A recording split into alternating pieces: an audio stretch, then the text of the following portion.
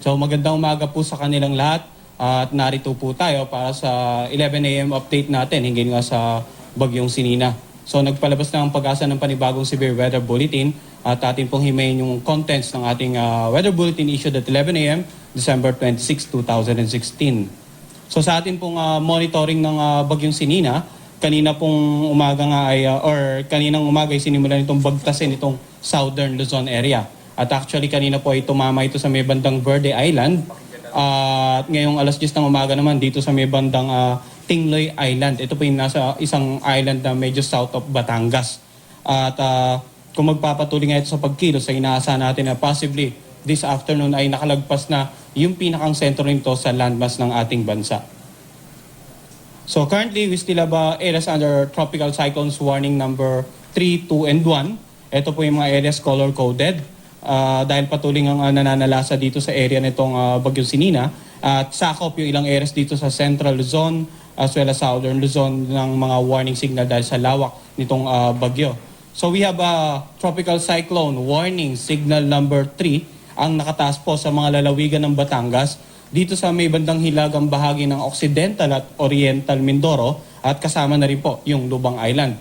So itong mga areas nito posibleng makaranas ng lakas ng hangin na mula 121 hanggang 170 kilometers per hour. Samantala, we have a Tropical Cyclone Warning Signal number 2 over Metro Manila, Rizal, sa Southern Quezon, Marinduque, sa Cavite, sa Laguna at sa mga natitirang bahagi ng Mindoro provinces. So makakaranas din ng mga malalakas na hangin mula 61 to 120 kilometers ng mga nabanggit nating lugar. Doon po sa mga areas under Tropical Cyclone Warning Signal number 3 and 2, asahan po magiging masungit ang panahon at magiging maalon hanggang sa napakaalon ng mga karagatan sa paligid. We have Tropical Cyclone Warning Signal number 1 dito sa may bandang Northern Quezon kasama ang Polillo Island. Dito sa may bandang Bulacan, Pampanga, sa southern part ng Zambales. We also have Tropical Cyclone Warning Signal number 1 sa Romblon, Camarines Norte, Bataan at Calamian Group of Island. Itong mga nabanggit naman po nating lalawigan ay posibleng makaranas ng mga pag-ulan at paminsan-minsang pagbugso ng hangin. At actually yung hangin pwedeng umabot na hanggang 30 hanggang 60 kilometers per hour ang lakas nito. Samantala, dahil nga sa dalang paulan itong bagyong si Nina, nagpalabas din po tayo ng heavy rainfall warning. Currently, we have orange rainfall warning over Metro Manila, Rizal, Batangas, Cavite, Laguna at Quezon Province. Ibig sabihin may na-monitor po dito mga moderate to occasionally heavy na mga paulan. We have yellow rainfall warning naman nakataas sa Bataan at Bulacan. Light to moderate rains have been monitored over these areas. So sa mga kababayan po natin, the purpose of rainfall warnings is that to warn them in advance or currently yung situation na pwedeng magdulot na pagbaha at pagguho ng lupa. In this case, we have Typhoon Nina na yun nga, posibleng magdulot ng mga malalakas na pag-ulan dito sa mga nabanggit nating lalawigan. Nakamonitor din tayo ng light to moderate with occasional heavy rains sa Zambales, Tarlac, Nueva Ecija at Pampanga. At posible po itong tumagal na hanggang 2 hanggang 3 oras. In terms of rainfall warning naman, every 3 hours din nagpapalabas po tayo ng babala. Ang susunod nating rainfall warning ay papalabas natin mamayang 1:00 ng hapon.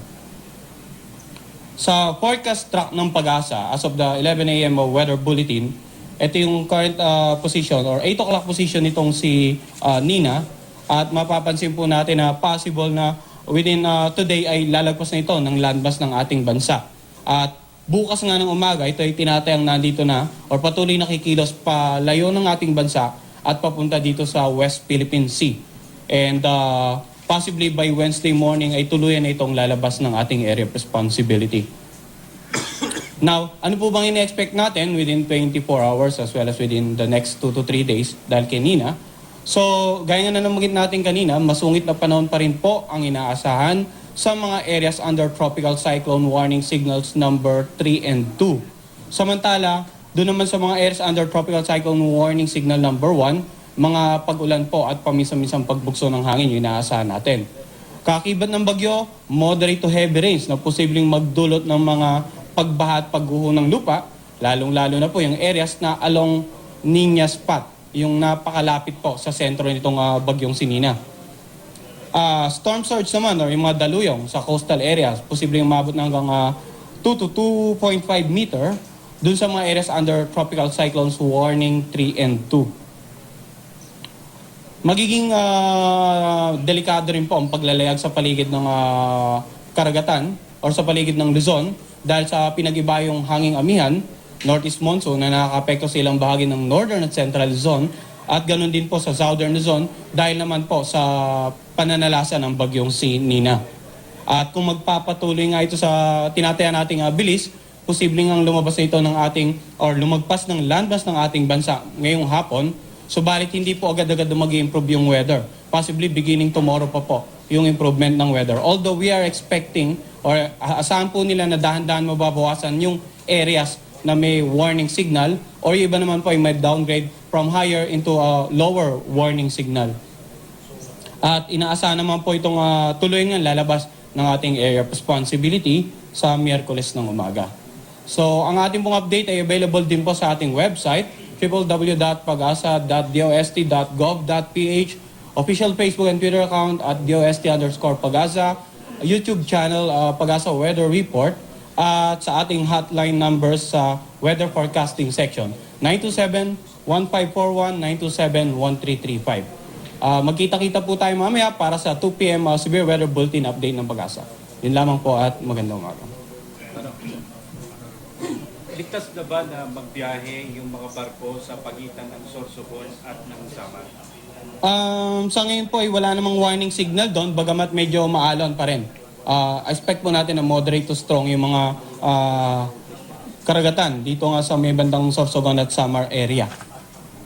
Pero mas maganda kung totally mawawalan ng, or at least mawalan na ng warning signal tong areas na to bago tayo bumiyahe doon. Although, yung pagbabiyahe in between these areas ay nasa, na rin po, jurisdiction ng Philippine Coast Guard. So likely, possible na magpabiyahe na sila since wala na rin po tayo nakataas na warning signal dito sa mga nabanggit natin lugar.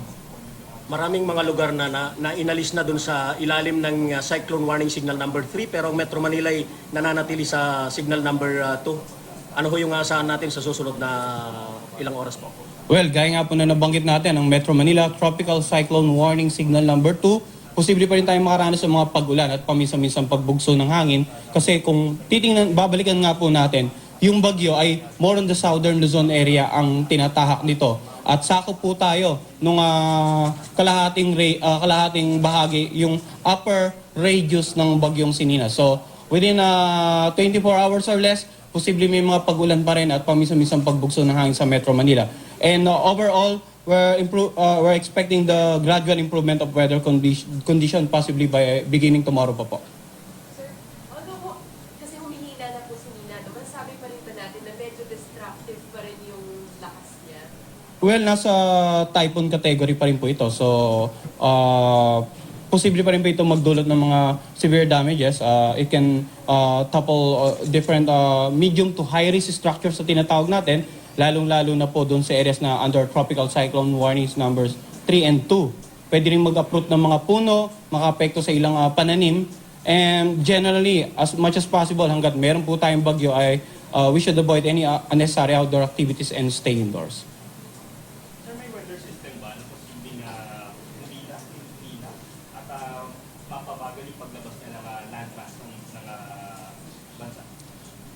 Sa ngayon po ang nakikita natin si Nari sa magpapatuloy itong Sinina sa kanyang projected na bilis at galaw. Wala pong ibang weather system na other than the interaction with the northeast monsoon at yung areas na interaction with the landmass na possibly pwedeng maging rason pa para bahagya pang humina si Nina sa mga darating na araw.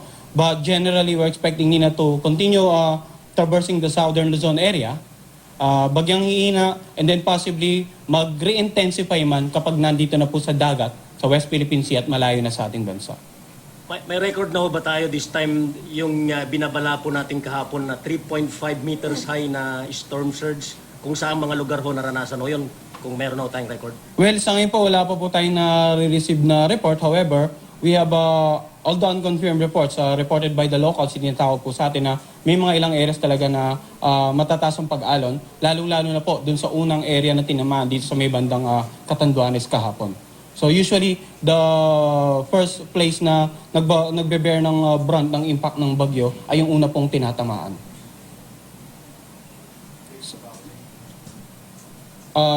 Kung wala na pong katanungan, nandito naman po si Richard para bigyan po sila ng update regarding the dam status being monitored by Pag-asa. Magandang umaga.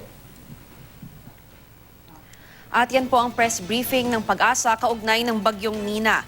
Pinagtas na kaninang umaga ng Bagyong Nina ang Southern Luzon at inaasahan na ngayong hapon ay lalagpas na ang sentro ng bagyo sa landmass ng Pilipinas. Gayunpaman, nakataas pa rin ang Tropical Cyclone Warning Signals number 3, 2 at 1 sa iba't ibang bahagi ng Central at Southern Luzon, pati na rin ang Metro Manila. Nakataas pa rin ang heavy rainfall warning. Maaari itong magdulot ng flash flood, landslide at storm surge o daluyong sa coastal areas kaya delikado pa rin ang paglalayag. Bukas inaasahan na gaganda na ang panahon sa Pilipinas at pagdating ng Miyerkules ng umaga ay inaasahan na lalabas na ng Philippine Area of Responsibility ang Bagyong Nina.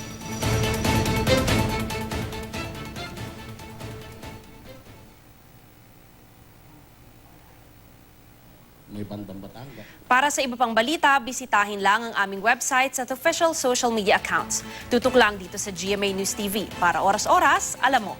Ako po si Mav Gonzalez. Magandang umaga.